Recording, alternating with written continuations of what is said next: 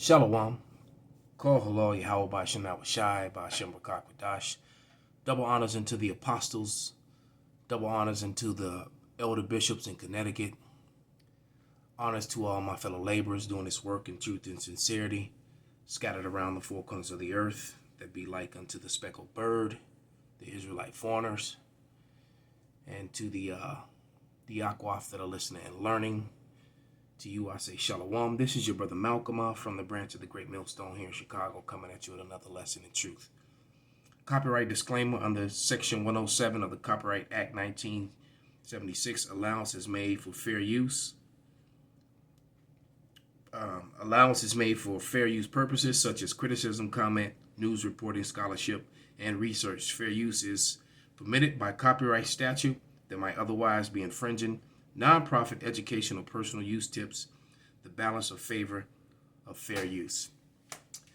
This is a video that was put up by Scotty Kilmer. I watch his channel a lot because he's very informative about cars and engines, and this guy knows his stuff, knows his way around the engine of every make and car, every make that you can imagine, both American and foreign cars. But he just started talking about supply chain breakdown.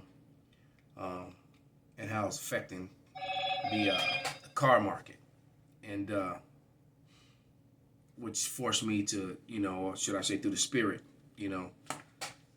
I decided to read about, go into this lesson, because all the signs of the deterioration and the breakdown of America is happening just like the Appian Way, which is probably going to be the name of this video, going the Appian Way.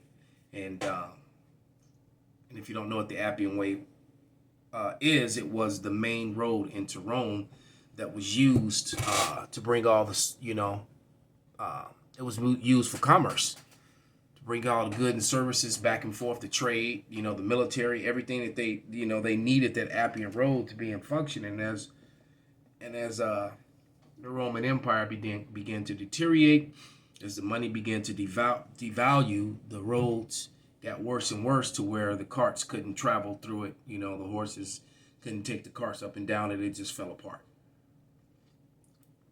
And we're witnessing that again. This is Zephaniah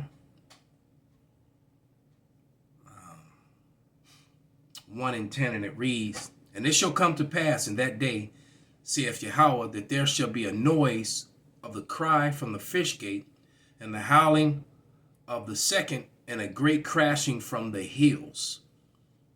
All right. "Howl ye inhabitants of Mektesh, for all your merchant people are cut down, all they that bear silver are cut off." So all the money making, and hills, represents power structures and countries too.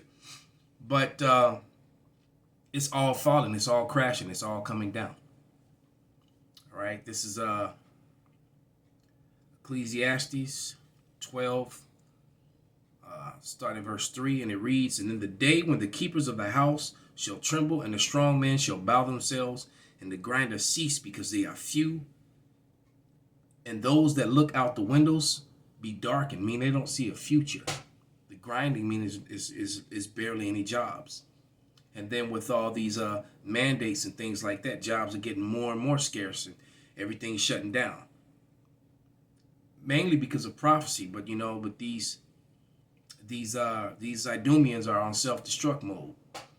All right, and they want to destroy everything and everyone else along with it. All right, verse 4: "And the doors shall be shut in the streets, and when the sound of the grinding is low, and he shall rise up at the voice of the bird, and all the daughters of music shall be brought low." So so people get up, to that electric rooster to go looking for jobs or go online, and there's really nothing there.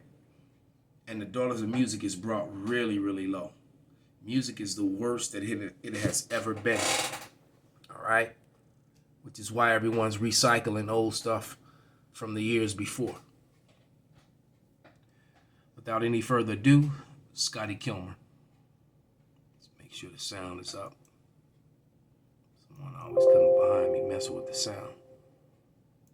He's whining about the supply chain. We can't get this, can't get that, right? Well, there's a veteran trucker out there who's explaining why it really is the way it is, and he says it's greed. One of the main reasons there aren't enough trucks to pick things up and truckers is because the drivers don't get paid enough. They've been paying them less and less over years. All these companies love it. Let's have driver operators where they own their own truck. We don't have to even take care of the truck, and we'll just pay them as little as we possibly can. I knew guys back in the day who worked for big oil companies in Houston as independent truckers. Sometimes it would take them 6 months to get paid by these giant corporations, right? But what choice did they have? They're a little company and that's a big company, and they just take advantage of their position. And this trucker also said not only are not enough drivers, but when they do show up, they don't have enough containers there to fill the stuff up. So if guys show up, they don't get any jobs because there's no container to hook up to their 18-wheel. It's such a mess in California that now the containers are being abandoned in residential areas. In LA and Long Beach, giant ports, they're planning on imposing fines on the people who do that. You think there'd be something set up in the first place. Of course, you can imagine the bureaucracy that follows anything. This driver, you go to the ports, there's 3 lines you gotta wait in. One is to get in, one is to get your container, and another one is to get out. And so it can be a horrendous mess. Pick up a load and go. And of course, the drivers aren't paid for sitting and waiting. That's how it goes. Let's give you a kind of similar analogy. You're flying in a plane, right? You ever wonder, hey, how come they're closing the door and we're waiting on a tarmac for an hour?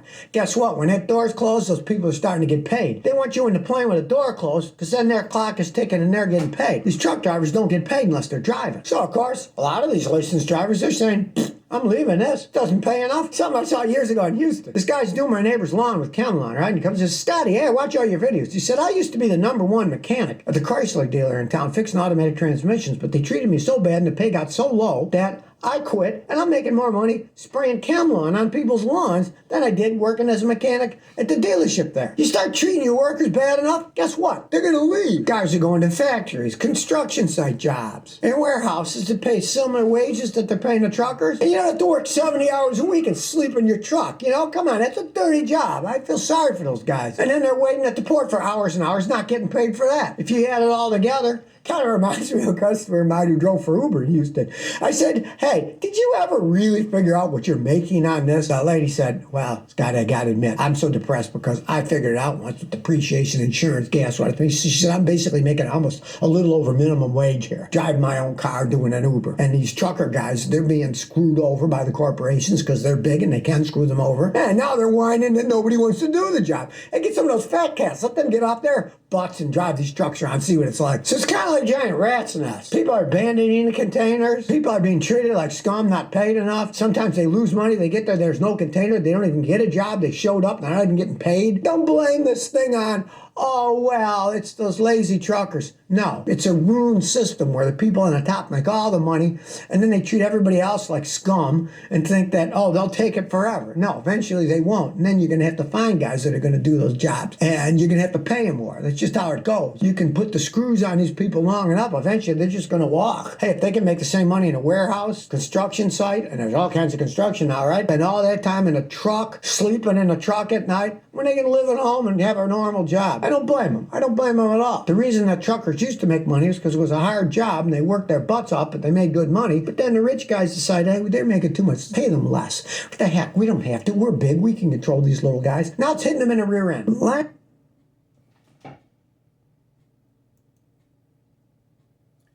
This is Job 20:27. The heavens shall reveal his iniquity, and the earth shall rise up against him. The increase of his house shall depart, and his goods shall flow away in the day of his wrath. This is the portion of a wicked man from God, and the heritage appointed unto him by God. Call halal Yahweh Ba'ashem Nawashai Ba'ashem Bakar Padash Wa Abba Babal Kwam Yasharab.